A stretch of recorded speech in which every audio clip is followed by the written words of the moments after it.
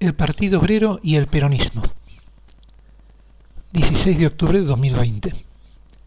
En ocasión del 75 aniversario del 17 de octubre de 1945, reproducimos el capítulo 9 del libro El Partido Obrero y el Peronismo, publicado por Ediciones Prensa Obrera en octubre de 1983, hace 37 años.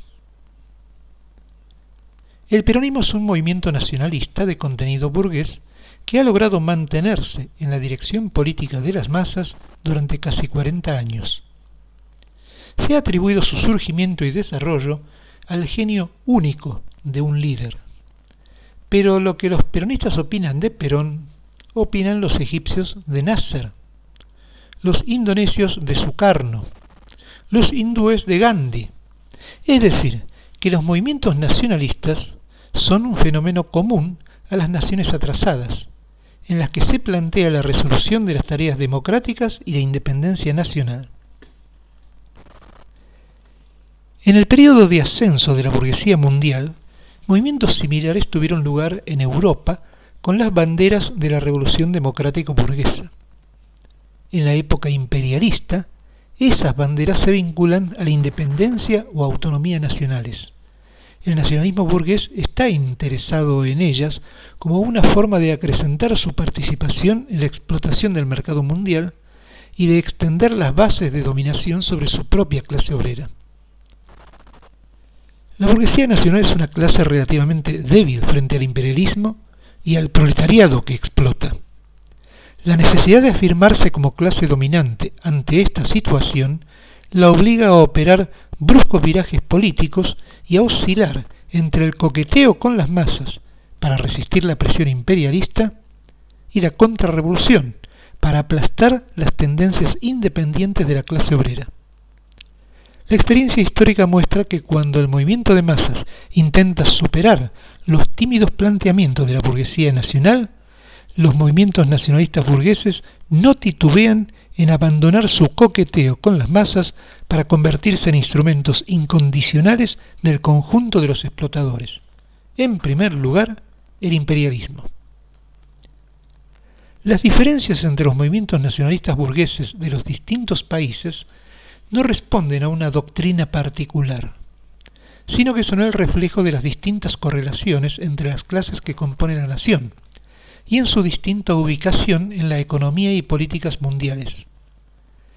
Reflejan combinaciones diferentes entre la supervivencia del pasado y la integración forzada al desarrollo capitalista moderno. Esos movimientos adoptan una forma distinta dependiendo del grado de agudización de la lucha de clases en el país, del grado de ligazón de la burguesía nacional con el capital extranjero, del nivel de organización independiente de las masas y del lugar que ocupe el Partido Revolucionario. En cualquier fase del desarrollo de los movimientos nacionales, el proletariado debe luchar por su completa independencia del nacionalismo burgués y por disputarle la conducción de la nación. Para eso necesita organizarse en un partido propio. El proletariado debe partir de la convicción de que la opresión imperialista acrecienta y no atenúa la lucha de clases en el interior de la nación oprimida. La agudización de la crisis interior de la nación provocada por el imperialismo moviliza a las masas y empuja tempranamente a la burguesía nacional al campo de la reacción.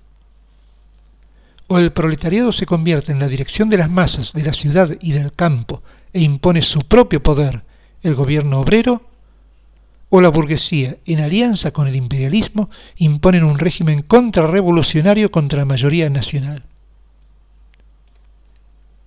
Si se mira con atención, una de las diferencias del peronismo respecto a movimientos similares en otros países es su carácter conservador. No tiene en su haber ninguna medida efectivamente antiimperialista, como tampoco de transformación agraria. La oligarquía no fue tocada, aunque el peronismo gobernó por más de 12 años.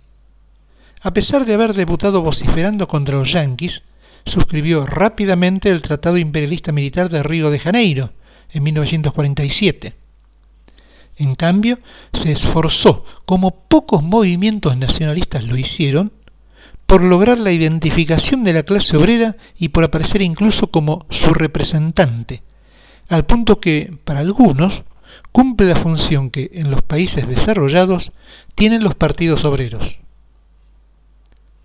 El peronismo no tuvo ante sí a una clase obrera que recién naciera a la vida política y sindical. El proletariado en 1943 del 45 contaba ya con más de 60 años de historia y tenía la experiencia de toda clase de tendencias obreras. Partido Comunista, Partido Socialista, anarquistas, sindicalistas, etc. El peronismo tuvo que disputar a esas tendencias la dirección y representación de los trabajadores, para lo cual no titubeó en propiciar desde el Estado la más amplia organización de los sindicatos y una frondosa legislación social. Las direcciones obreras, entre comillas, de la época, es cierto, facilitaron la labor de Perón, puesto que los anarcosindicalistas y fracciones del Partido Socialista se disolvieron en el peronismo. Y el Partido Comunista y el Partido Socialista se emblocaron con el imperialismo y la oligarquía en la Unión Democrática. Otro rasgo conservador del peronismo es que no debutó en la escuela de la oposición, sino que nació en las alfombras del oficialismo. Fue un movimiento orquestado desde el Estado, de arriba hacia abajo, producto de un golpe militar. El peronismo no protagonizó ninguna movilización de importancia hasta después de su derrocamiento en 1955.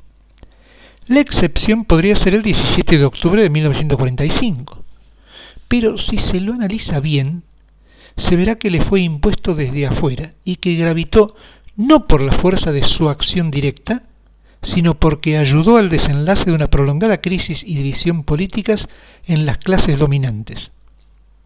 Recién después del golpe de la Libertadora comenzará una resistencia, nos referimos a las huelgas y ocupaciones de fábrica, no al terrorismo ni al puchismo de la época, que fue principalmente una movilización semi-espontánea de la clase trabajadora con un peronismo disgregado, luego que la mayoría de la dirección sindical peronista había pactado con Lonardi, líder del golpe.